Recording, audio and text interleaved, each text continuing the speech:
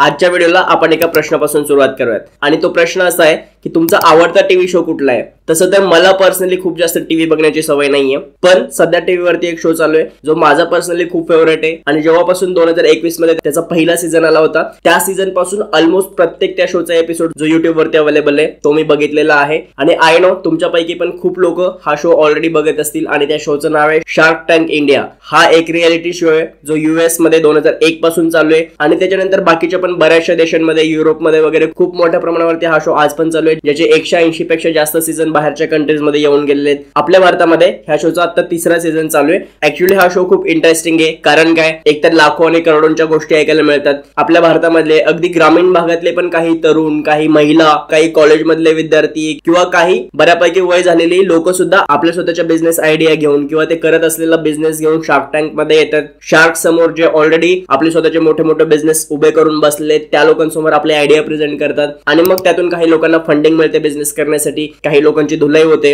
या सगळ्या गोष्टी त्या शो मध्ये आणि भारतामध्ये सुद्धा बाहेरच्या देशांमध्ये जेवढा हिट ठरले तेवढाच हा शो हिट ठरलेला आहे। तुम्ही सुद्धा जर का हा शो बघत असाल तर बऱ्याचदा काय होतं, तिथे ज्या काही गोष्टी चाललेल्या असतात, जे स्टार्टअप फाउंडर्स असतात ती लोक आपली बिझनेस आयडिया पिच करत असतात। तिथे जे शार्क्स बसलेले असतात ती त्यांची बिझनेस आयडिया ऐकतात, त्याच्यावरती ओपिनियन्स देतात, त्यांचे प्रश्न काय असतील तर ते सगळं विचारतात। आपल्याला बघण्यामध्ये खूप इंटरेस्ट असतो की कुठल्या पद्धतीचा बिझनेस आहे, त्याच्या स्ट्रॅटेजीज काय आहेत वगैरे वगैरे, ह्या सगळ्या गोष्टी खूप इंटरेस्टिंग वाटतात। पण बऱ्याचदा याच्यातल्या बऱ्याचशा गोष्टी आपल्या डोक्यावरून जात असतात। जेव्हा एखादा स्टार्टअप फाउंडर येतो, माझी तुमच्याकडून आज के 50 लाख रुपयांची आणि त्याच्या बदल्यामध्ये मी 5% इक्विटी द्यायला तयार आहे, आणि मग शार्क्स बोलतात की 10 करोड रुपयांचं व्हॅल्युएशन वगैरे, या सगळ्या गोष्टी आपल्याला ऐकताना खूप चांगलं वाटत असतं। पण बऱ्याचदा आपल्याला हे समजत नाही की ते व्हॅल्युएशन कॅल्क्युलेट कसं झालं किंवा अशा काही टेक्निकल टर्म्स यूज केल्या जातात जसं एबिटा, बूटस्ट्रॅपिंग, एंजल किंवा सीड राउंड, प्री मनी व्हॅल्युएशन, पोस्ट मनी व्हॅल्युएशन, ह्या ज्या सगळ्या गोष्टी आहेत ना त्या बऱ्याच लोकांना समजत नाहीत। म्हणूनच आजच्या व्हिडिओमध्ये ज्या शार्क टँक मध्ये यूज केल्या जातात त्यातल्या ज्या टर्मिनॉलॉजीज आहेत त्या आज आपण बघणार आहे। त्यांचा नेमका अर्थ काय असतो, त्या कॅल्क्युलेट कशा करायच्या असतात, सगळं काही। जर समजा तुम्ही स्वतःचा बिझनेस करत असाल तर तुमच्यासाठी तर ह्या खूप जास्त इम्पॉर्टंट गोष्टी आहेत, किंवा इन फ्युचर जरी तुम्हाला बिझनेस करायचा असेल तरीही तुम्हाला या गोष्टी माहिती असल्या पाहिजेत। आणि जी लोक स्वतःचा बिझनेस नाही करत आणि त्यांना करायचं पण नाहीये पण त्यांना शार्क टँक बघायला आवडतं, त्या लोकांना पण तो शो व्यवस्थित समजण्यासाठी त्या ठिकाणी जे कन्व्हर्सेशन चाललेलं आहे पिच देणाऱ्याच्या आणि शार्कच्या मध्ये ते व्यवस्थित समजून घ्यायचं असेल ना तरीही तुम्हाला ह्या सगळ्या टर्म्स माहिती असणं गरजेचं आहे, ज्या आपण आजच्या व्हिडिओमध्ये बघणार आहेत। सूरज तिटे नाव आहे माझं आणि तुम्ही बघायला स्टार्ट केलेले आहेत आपण जी फायर सिरीज लॉन्च केलेली आहे त्या फायर सिरीजचा 24वा एपिसोड। तर चला सुरुवात करूयात।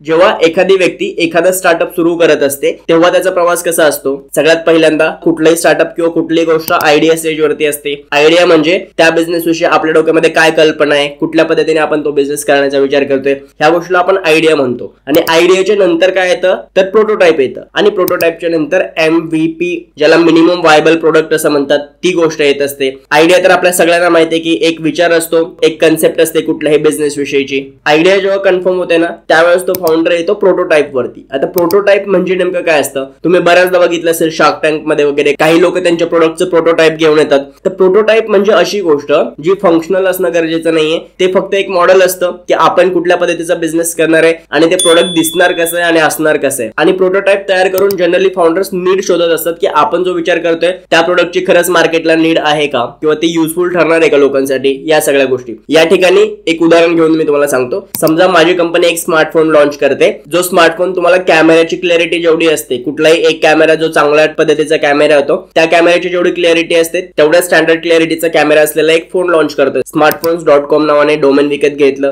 ते डोमेन वापरून गुगल वरती ऍड रन केल्या, इंस्टाग्राम वरती ऍड रन केल्या, एक स्टँडर्ड कॅमेराची जेवढी क्लॅरिटी असते त्या क्लॅरिटीचे फोटो तुमच्या फोन मध्ये निघतील। असा फोन तुम्हाला घ्यायला आवडेल का, त्याच्यामध्ये त्यांच्याकडे येस किंवा नोचा ऑप्शन असणार, आणि त्या ठिकाणाहून तुम्ही त्या प्रोडक्टची डिमांड आहे का हे चेक करण्याचा प्रयत्न करणार। याला प्रोटोटाइप म्हणतात। एका पद्धतीने तुम्हाला जे फायनल प्रोडक्ट तयार करायचं ना त्या प्रोडक्टचं इनिशियल मॉडेल येते सुरुवातीचं। त्यानंतर येतं MVP ज्याला मिनिमम व्हायबल प्रोडक्ट असं म्हणतात। मिनिमम व्हायबल प्रोडक्ट फंक्शनल असणं गरजेचं आहे। कुठल्याही कंपनीचं ते पहिलं प्रोडक्ट असतं जी ती कंपनी बनवत असते, सगळ्या गोष्टी आणि सगळ्या टेस्टिंग्स वगैरे त्यांच्या झाल्याच्या नंतर त्याला म्हणतात मिनिमम व्हायबल प्रोडक्ट। म्हणजे आपण जे विचार केलेले सर्व्हिसेस आहेत, फीचर्स आहेत, ते सगळे फीचर्स आणि सर्व्हिसेस त्या प्रोडक्ट मध्ये असायला पाहिजे। आता या ठिकाणी मिनिमम व्हायबल प्रोडक्ट बनलं, त्याच्यानंतर काय करणार, प्रोडक्शन करायला लागेल। समजा त्या फोन्सचं, आणि ते प्रोडक्शन करण्यासाठी आपल्याला पैशांची गरज असणार. आता आपण काय करणार, जे मिनिमम व्हायबल प्रोडक्ट बनवलेले आहे आपण ते घेऊन आपण जाणार इन्व्हेस्टर कडे आपली आयडिया पिच करण्यासाठी. आता आयडिया पिच करणं म्हणजे काय असतं, आपला बिझनेस प्लॅन आणि आपला बिझनेस मॉडेल इन्व्हेस्टरला समजावून सांगणे, जेणेकरून त्यांच्याकडनं आपल्याला हवी असलेली फंडिंग मिळेल. याच गोष्टीला पिच करणं असं म्हणतात. जी कन्व्हेन्शनल मेथड आहे, किंवा समजा जर एखाद्या डायरेक्ट इन्व्हेस्टर कडे जाऊन तुम्ही त्याच्या ऑफिसमध्ये गेलात तर तिथं पिचिंग कसं होतं, त्या ठिकाणी एक प्रॉपर पिच डेस्क असते, ज्या ठिकाणी पॉवर पॉइंट मध्ये वगैरे त्याचा बिझनेस प्लॅन, बिझनेस मॉडेल सगळे त्या फाउंडरचे डिटेल्स त्या ठिकाणी असतात, आणि समोर इन्व्हेस्टर बसलेला असतो, आणि तिथे तुम्हाला त्या सगळ्या गोष्टी समजावून सांगायला लागतात की हे बिझनेस प्लॅन आहे, हे बिझनेस मॉडेल आहे. तीच गोष्ट शार्क टँक थोडीशी वेगळ्या पद्धतीमध्ये करतं. तिथे टीव्ही असतो, कॅमेरा असतो, त्यामुळे पिच डेस्क तर नसते, पॉवर पॉइंट प्रेझेंटेशन वगैरे काही नसतं. डायरेक्टली प्रोडक्टचा डिस्प्ले वगैरे लावलेला असतो आणि स्टार्टअप फाउंडर समोर येऊन पिच देतात, आपला बिझनेस इन्व्हेस्टरला समजावून सांगतात. मग अशी पिच समजावून सांगताना सुरुवातीला मी अजून 2 टर्म्स यूज केले होता. एक टर्म होती बिझनेस मॉडेल आणि दुसरी टर्म होती बिझनेस प्लॅन. या दोन्ही वेगळ्या गोष्टी आहेत. काय नेमका डिफरन्स असतो, जे बिझनेस मॉडेल असतं ना त्यामध्ये आपल्याला ही गोष्ट एक्सप्लेन करायची असते की पैसा आपण कसा कमवणार आहे आणि कशाच्या बदल्यामध्ये कमवणार आहे, म्हणजे ते पैसे आपण घेत असताना कस्टमरला आपण सर्व्हिसेस कुठल्या देणार आहे, ह्या 2 गोष्टी बिझनेस मॉडेल मध्ये येतात. आणि बिझनेस प्लॅन मध्ये आपण किती पैसे कमवणार आहेत, तो बिझनेस ग्रो कसा करणार आहे, किती कॉस्टिंग लागणार आहे, किती एक्सपेन्सेस होणार आहेत, केवढ्या लोकांची टीम लागणार आहे, ह्या सगळ्या गोष्टी बिझनेस प्लॅन मध्ये येतात. हीच गोष्ट आपण उदाहरणावरून समजून घेऊयात. आपली स्मार्टफोन.com नावाची कंपनी, तिचं बिझनेस मॉडेल काय असू शकतं, तर सिम्पली आपण एक फोन बनवणार, तोच फोन आपली कंपनी 3 मॉडेल्स मध्ये लॉन्च करणार आहे. सगळ्यात पहिला S1 नावाने फोन लॉन्च करेल, त्याच्या पुढच्या वर्षी S1 प्लस नावाने करेल, आणि त्याच्या नेक्स्ट इयरला S1 प्रो नावाने करेल. हे झालं बिझनेस मॉडेल. आणि on other hand business plan काय असतो, एक फोन समजा पहिला S1 जो फोन आहे तुमचा, तो पहिल्या वर्षी किती युनिट तुम्ही सेल करणार आहे, त्याच्यामध्ये तुमचं प्रॉफिट किती असेल, प्रोडक्शन कॉस्ट किती असेल, तुमचे एक्सपेन्सेस, तुमच्या टीमची सॅलरी, या सर्व कॉस्टिंग किती असतील, हे सगळे जे डिटेल्स आहेत ना ते बिझनेस प्लॅन मध्ये मेन्शन करायला लागतात. हा फरक असतो बिझनेस मॉडेल मध्ये आणि बिझनेस प्लॅन मध्ये. आपण पुढे जाणार फंडिंगसाठी. फंडिंगच्या वेळेस शार्क टँक मध्ये तुम्ही ऐकलं असेल, काही स्टार्टअप जे असतात ना ते बूटस्ट्रॅप्ड असतात. बूटस्ट्रॅप म्हणजे काय, तर त्या बिझनेस ओनरने स्वतःचे पैसे लावलेले आहेत बिझनेससाठी, दुसऱ्या कोणाकडूनही पैसे घेतलेले नाहीयेत, म्हणजे त्या बिझनेस मध्ये अजून कोणी इन्व्हेस्टर नाहीये, 100% पैसे त्या फाउंडरचे स्वतःचे आहेत. याला बूटस्ट्रॅपिंग असं म्हणतात. त्यानंतर येतात काही इन्क्युबेटर्स किंवा ऍक्सेलरेटर्स. ही लोक काय करतात, तर कुठल्याही एका नवीन स्टार्टअपला मदत करणं इनिशियल स्टेजवरती, उदाहरणार्थ ऑफिस देणं, इंडस्ट्रियल कनेक्शन फॉर्म करून देणं, प्रोटोटाइप डेव्हलप करायला मदत करणं त्यांचं इनिशियल, या सगळ्या गोष्टीमध्ये इन्क्युबेटर स्टार्टअप फाउंडरशी मदत करत असतात. काही जे इंडियन इन्क्युबेटर्स आहेत आणि काही जे ग्लोबल इन्क्युबेटर्स आहेत, ह्या दोघांची पण काही एक्झाम्पल्स तुम्हाला स्क्रीनवरती दिसत असतील. यानंतर काही स्टार्टअप फाउंडरला तुम्ही बोलताना ऐकलं असेल, आमच्या बिझनेसमध्ये एंजल इन्व्हेस्टरने इन्व्हेस्टमेंट केलेली आहे किंवा सीड राऊंड आमचा झालेला आहे. या दोन्ही गोष्टी काय असतात, कुठल्याही बिझनेसमध्ये आलेली ती पहिली इन्व्हेस्टमेंट असते. त्यावेळेस मे बी तुमचं प्रोडक्ट रेडी नसू शकतं, प्रोटोटाइप स्टेजवरती पण काही एंजल इन्व्हेस्टर इन्व्हेस्ट करतात. मे बी तुमचा बिझनेस प्रॉफिटेबल पण नसू शकतो. त्यामुळेच एंजल इन्व्हेस्टरची जी इन्व्हेस्टमेंट असते ना ती थोडीशी रिस्की पण असते, कारण आपल्याला माहित नाही आपण जे प्रोडक्ट बनवतो ते प्रोडक्ट मार्केटमध्ये चालणार आहे का, त्याच्यातून एक कंपनी फॉर्म होणार आहे का आणि प्रॉफिट मिळणार आहे का वगैरे, ह्या सगळ्या गोष्टी माहिती नसतात आपल्याला. पण तरीही काही लोक आपल्यावरती विश्वास ठेवून आपल्या बिझनेसमध्ये इन्व्हेस्ट करतात. त्या लोकांना एंजल इन्व्हेस्टर्स असं म्हणतात. एंजल इन्व्हेस्टर्स मध्ये साधारण 2-3 कॅटेगरीचे लोक येऊ शकतात. सगळ्यात पहिल्यांदा तर काही HNIs असतात. HNI म्हणजे कोण असतं, हाय नेट इंडिव्हिज्युअल्स, ज्यांच्याकडे स्वतःचा चांगला पैसा आहे, ती लोक तुमच्या बिझनेसमध्ये एंजल इन्व्हेस्टमेंट करू शकतात. काही VCs वगैरे पण असतात, व्हेंचर कॅपिटलिस्ट. आणि तिसरी कॅटेगरी ह्याच्यामध्ये येते ज्यांना FFF असं म्हणतात, फ्रेंड्स, फॅमिली आणि फूल्स, यांच्याकडून पण तुमच्या बिझनेसमध्ये सुरुवातीला इन्व्हेस्टमेंट होऊ शकते. यानंतर येतो series A, series B, series C आणि सो ऑन. याच्यामध्ये काय होतं, जेव्हा तुम्ही सिरीज A राऊंड क्लोज करताय, इथून तुम्हाला जे इन्व्हेस्टमेंट मिळतात ना त्याची तिकीट साईज मोठी असते, मोठ्या साईजची आणि मोठ्या अमाऊंटची इन्व्हेस्टमेंट असते. जी इन्व्हेस्टमेंट एखादा व्हेंचर कॅपिटलिस्ट तुमच्या बिझनेसमध्ये करत असतो किंवा काही जे प्रायव्हेट इन्व्हेस्टमेंट फर्म्स आहेत ती लोक तुमच्या बिझनेसमध्ये इन्व्हेस्ट करत असतात. आता कधी कधी काही फाउंडर्स हे पण बोलतात बघा, प्री सिरीज A राऊंड झाला होता किंवा प्री सिरीज B राऊंड झाला होता. तर याच्यामध्ये खूप जास्त वेगळी काही गोष्ट नाहीये. तुमचा राऊंड A होण्याच्या आधी म्हणजे एंजल इन्व्हेस्टमेंट आणि राऊंड A च्या मध्ये पण एक राऊंड झालेला आहे जिथे फंडिंग घेतलेली आहे त्या स्टार्टअपने. याच गोष्टीला प्री सिरीज राऊंड असं म्हणतात. यानंतर अजून एका मार्गाने कुठलाही स्टार्टअप फंडिंग उचलू शकतं आणि तो मार्ग आहे क्राऊड फंडिंगचा. क्राऊड फंडिंग म्हणजे काय असतं, तर तुमचं प्रोडक्ट तयार होण्याच्या आधी, ऍक्च्युअल बिझनेस स्टार्ट होण्याच्या आधी पण तुमच्या प्रोडक्टला सपोर्ट करण्यासाठी काही लोक तुमच्या प्रोडक्टचे ऍडव्हान्स पैसे देऊ शकतात. क्राऊड फंडिंग रेज करण्यासाठी काही वेबसाइट्स आहेत जसं किक स्टार्टर, इंडी Indiegogo यासारख्या साइट्स आहेत ना, त्यावरती स्वतःचा बिझनेस रजिस्टर करायचा. जी लोक इंटरेस्टेड असतील ती लोक ऍडव्हान्स मध्ये तुमच्या प्रोडक्ट साठी पैसे पे करतात. याला क्राउड फंडिंग असं म्हणतात. यानंतर येतं व्हॅल्युएशन. व्हॅल्युएशन ही बऱ्यापैकी कॉम्प्लिकेटेड गोष्ट आहे. त्याच्यासाठी असा कुठला एक मॅथमॅटिकल फॉर्म्युला नाहीये. व्हॅल्युएशन हे एक आर्ट आहे जे नेगोशिएशन डिसाइड केलं जातं त्या स्टार्टअप फाउंडरच्या आणि जो इन्व्हेस्टमेंट करतो त्या इन्व्हेस्टरच्या. जर तुमचा बिझनेस स्टार्ट झालेला असेल, काही सेल वगैरे तुम्ही करायला लागला असेल, तर त्यानंतर तुमच्या कंपनीचं व्हॅल्युएशन डिसाइड करायला तरीही काही मेथड आहेत, जसं डिस्काउंटेड कॅश फ्लो मेथड किंवा रेव्हेन्यू मल्टिपल मेथड. म्हणजे तुमचा जेवढा काही सेल आहे त्याच्या मल्टिपल मध्ये असं व्हॅल्युएशन अजून करता येतं. पण ती पण खूप व्हेरिएबल गोष्ट आहे. कधी कधी खूप जास्त व्हॅल्युएशन लावलं जातं, पण कधी कधी इन्व्हेस्टरला तितका व्हॅल्युएबल तो बिझनेस वाटत नाही. स्टार्टअप फाउंडर इन्व्हेस्टरला किती कन्व्हिन्स करू शकतोय आणि इन्व्हेस्टरला ती बिझनेस आयडिया किती व्हॅल्युएबल वाटते याच्यावरून व्हॅल्युएशन डिसाइड होत असतं. तुम्ही शार्क टँक मध्ये बघितलं असेल, एखादा स्टार्टअप फाउंडर येतो, माझे असके 50 लाख रुपये आणि त्याच्या बदल्यामध्ये मी 5% इक्विटी द्यायला तयार आहे. इक्विटी देणार म्हणजे 5%चा शेअर देणार त्या कंपनीमध्ये इन्व्हेस्टरला. आणि बघा लगेच जेव्हा ही गोष्ट येते तेव्हा खाली लिहून येतं की कंपनीचं व्हॅल्युएशन किती बनतं. ते व्हॅल्युएशन कॅल्क्युलेट करण्याचा सिंपल फॉर्म्युला काय, जेवढी त्यांनी इन्व्हेस्टमेंट मागितलेली आहे म्हणजे 50 लाख रुपये, तिला डिवाइड करायचं इक्विटी पर्सेंटेज नाही. म्हणजे आपल्या केसमध्ये 50 लाख रुपयांची इन्व्हेस्टमेंट मागितली आणि 5% इक्विटी द्यायला तयार आहे,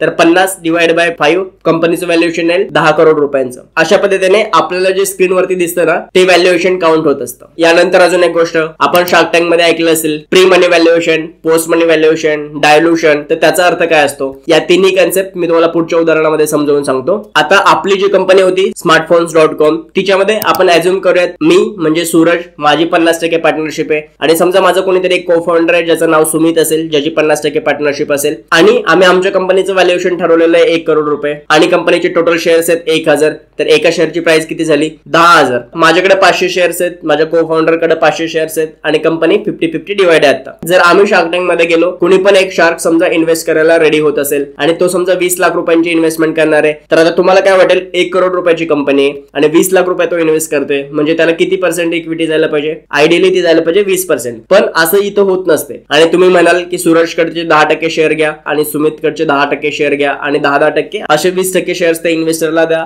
आणि 80% शेअर्स आमच्या दोघांकडे मिळून राहतील. पण ऍक्च्युली तसं होत नाही, कारण माझे जे शेअर्स आहेत ना ते इंडिव्हिज्युअल माझे आहेत आणि माझ्या को फाउंडरचे जे शेअर्स आहेत ना ते इंडिव्हिज्युअली त्याचे आहेत आणि पैशांची गरज कोणाला आहे तर कंपनीला आहे. तर अशा वेळेस कंपनी काय करत असते, जो इन्व्हेस्टर आहे तो 20 लाख रुपये इन्व्हेस्ट करायला रेडी आहे, बरोबर. तर आधीचं आपलं जे व्हॅल्युएशन आहे 1 करोड रुपये आणि आपल्याकडे 1000 शेअर आहेत कंपनीचे, त्या व्हॅल्युएशन वरती किती शेअर इन्व्हेस्टरला मिळायला पाहिजे तर 200 शेअर मिळायला पाहिजे. तर हे जे 200 शेअर आहेत ना ते नवीन तयार करते कंपनी आणि ते 200 शेअर त्या इन्व्हेस्टरला दिले जातात. आता या ठिकाणी काय झालं, आधीचे 1000 शेअर होते प्लस 200 शेअर 1200 शेअर झाले आणि त्या इन्व्हेस्टरची इक्विटी कशी काउंट होणार, तर 200 शेअर जे नवीन तयार झालेत आणि टोटल शेअर जे आता 1200 झालेत त्या 200 डिवाइड बाय 1200 केलं तर त्याची इक्विटी येईल जी 16.67% वगैरे काहीतरी येईल, जी त्या इन्व्हेस्टरची इक्विटी असेल. आणि मग सूरज आणि सुमित कडे किती राहील तर दोघांनी ते 16.67 मधले अर्धे डायल्यूट केलेत म्हणजे ह्याच्याकडे राहतील 41% आणि सुमित कडे पण राहतील 41% जे काही असतील ते. मग कंपनीचं नवीन व्हॅल्युएशन काय झालं, आधीचं व्हॅल्युएशन होतं 1 करोड रुपये, इन्व्हेस्टरने त्याच्यामध्ये 20 लाख रुपये ऍड केले. नवीन व्हॅल्युएशन जे कंपनीचं झालं ते झालं 1.2 CR. यालाच म्हणतात पोस्ट मनी व्हॅल्युएशन, म्हणजे इन्व्हेस्टरचे पैसे आल्याच्या नंतरचं व्हॅल्युएशन किती होतं आणि प्री मनी व्हॅल्युएशन म्हणजे इन्व्हेस्टरचे पैसे येण्याच्या आधीचं किती व्हॅल्युएशन होतं. आणि दोघांचे 8-8.5% जे शेअर गेले को फाउंडरचे त्या शेअरिंगला डायल्युशन असं म्हणतात की दोघांनी पण तेवढे शेअर स्वतःचे डायल्यूट केले. यानंतर अजून एक कन्सेप्ट येते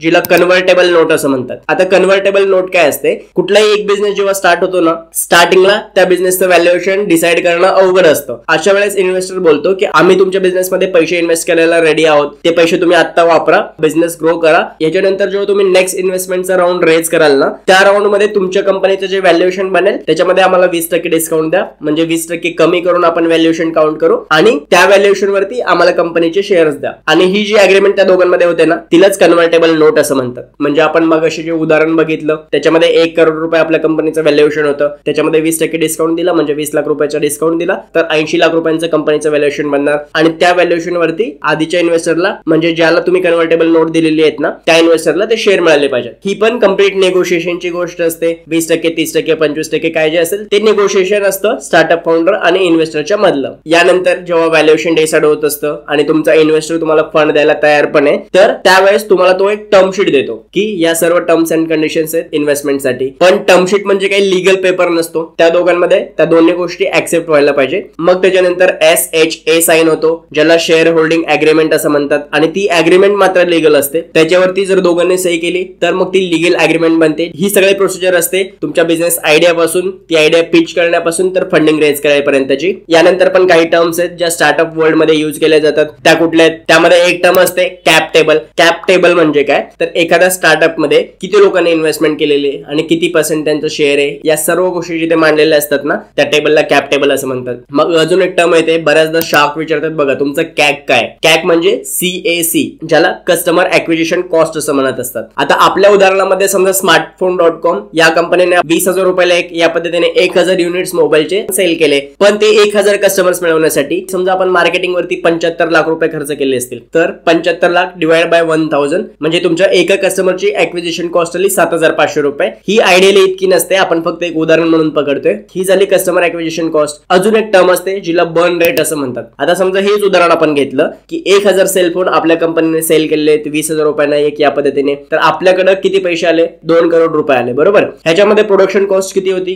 तर 1.5 करोड रुपयांची प्रोडक्शन कॉस्ट होती आणि आपण मार्केटिंग वरती एक्सपेन्स किती केलेत? 75 लाख रुपये एक्सपेन्स केलेत. म्हणजे आपल्याकडे सेल टोटल 2 करोड रुपयांचा झाला आणि खर्च किती झाला? तर तेवढे 1000 फोन बनवायला 1.5 करोड रुपये लागले प्लस 75 लाख रुपये, 2.25 करोड रुपये आपण जवळपास खर्च केले आणि कमवले किती? 2 करोड रुपये. तर आपला नेट प्रॉफिट काय? तर -25 लाख रुपये. हे जे -25 लाख रुपये आहेत यालाच बर्न रेट म्हणतात, जो आपला नेट लॉस झालेला असतो हा बिझनेस करताना. बऱ्याचशा कंपन्यात सुरुवातीला तो बिझनेस रन व्हायला पाहिजे म्हणून ते पैसे बर्न करत असतात. पण समजा प्रत्येक कंपनी जर इन्व्हेस्टरकडे जायला लागली आणि सांगायला लागले की इतकं बर्न रेट आहे, इतकं लॉस आहे, तर इन्व्हेस्टर तुमच्या बिझनेस मध्ये इन्व्हेस्ट करतील का? तर ऑब्व्हियसली नाही करणार. आणि त्यामुळेच अजून एक टर्म इंट्रोड्यूस झाली ज्याला एबिटा असं म्हणतात. EBITDA, earnings before interest, tax, depreciation आणि अमोर्टायझेशन. म्हणजे एखाद्या कंपनीने समजा लोन घेतलं असेल, त्याचा इंटरेस्ट पे करायचा आहे, गव्हर्नमेंटचे टॅक्सेस पे करायचे, तुमची काही डिप्रिशिएशन कॉस्ट असणार आहे, या सगळ्या कॉस्ट कंपनीला तर ऑब्व्हियसली पे करायचेच.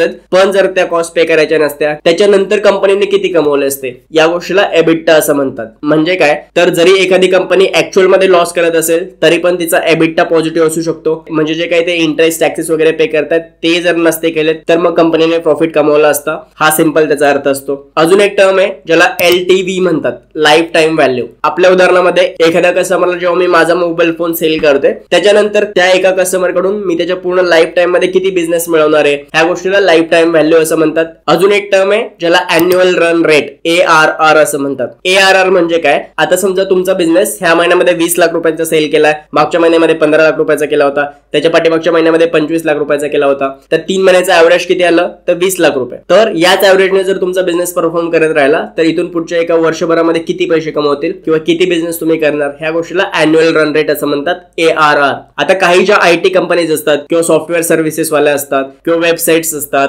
ऍप जे येतात काही काही नवीन, या लोकांसाठी अजून एक टर्म यूज केली जाते ज्याला DAU किंवा MAU असं म्हणतात. DAU म्हणजे काय तर डेली ऍक्टिव्ह युजर्स आणि MAU म्हणजे काय तर मंथली ऍक्टिव्ह युजर्स. तुमच्या ऍप वरती किंवा वेबसाईट वरती एका दिवसभरामध्ये किती लोक येऊन व्हिजिट करून जातात, ऍटलीस्ट लॉग इन करतात, त्याला डेली ऍक्टिव्ह युजर्स असं म्हणतात. एका महिन्याभरामध्ये किती लोकांनी तुमच्या वेबसाईटला व्हिजिट केलेली, लॉग इन केलेले किंवा त्याच्यावरती ऍक्टिव्हिटीज झालेल्या आहेत लोकांकडून, त्याला मंथली ऍक्टिव्ह युजर्स असं म्हणतात. इन्व्हेस्टर ह्या गोष्टी जाणून घेण्यामध्ये उत्सुक असतो कारण त्यावरून तुमच्या प्रोडक्टमध्ये किंवा तुमच्या बिझनेसमध्ये कस्टमर किती एंगेज आहे ही गोष्ट त्यांना कळत असते. म्हणून DAU आणि MAU ह्या सर्व्हिस बेस्ड किंवा ऍप, वेबसाईट, IT सेक्टर मधल्या ज्या काही कंपनीज आहेत ना त्यांच्यासाठी ही टर्म इम्पॉर्टंट असते. अजून एक टर्म आहे ज्याला पिओट करणं असं म्हणतात. तुम्ही एखाद्या शार्कने एखाद्या स्टार्टअप फाउंडरला विचारलेलं ऐकलं असेल की तुमचा बिझनेस पिओट कसं करणार. पिओट म्हणजे काय? समजा आता तुमचा बिझनेस जे काही काम करतोय ना त्याच्यातून जर प्रॉफिटेबिलिटी मिळत नसेल तर मग अजून काहीतरी करायला लागणं, वेगळ्या सर्व्हिसेस किंवा ऍड ऑन काहीतरी करायला लागणं, या गोष्टीला पिओट करणं असं म्हणतात. जसं उदाहरण द्यायचं असेल तर स्नॅपडीलचं. स्नॅपडील काय होती? सुरुवातीला एक कुपन्स वगैरे देणारी, डिस्काउंट कुपन वगैरे देणारी कंपनी होती, पण त्याच्यातून ते प्रॉफिट मिळवू शकत नव्हते. मग स्नॅपडीलने आपला बिझनेस मार्केट प्लेस वरती कन्वर्ट केला आणि वेगवेगळ्या गोष्टी ते विकायला लागले. ह्यालाच म्हणतात पिओट करणं. यानंतर पण काही बेसिक गोष्टी आहेत ज्या बऱ्याच लोकांना माहिती नसतात. B2B बिझनेस काय असतो तर असतो बिझनेस टू बिझनेस. म्हणजे मी मोबाईल फोन बनवतोय, मी माझ्या रिटेलरला म्हणजे दुकानदाराला देतोय,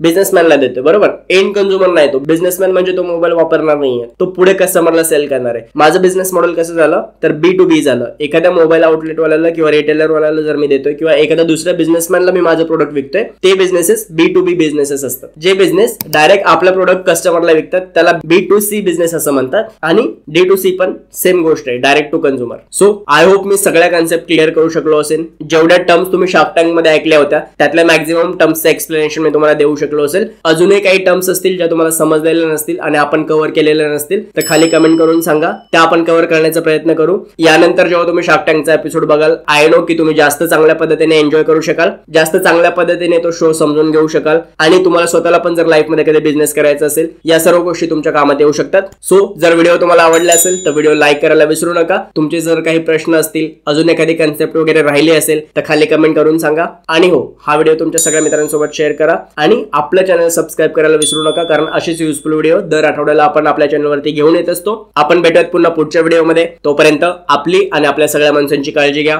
दिस is Suraj Tete signing of.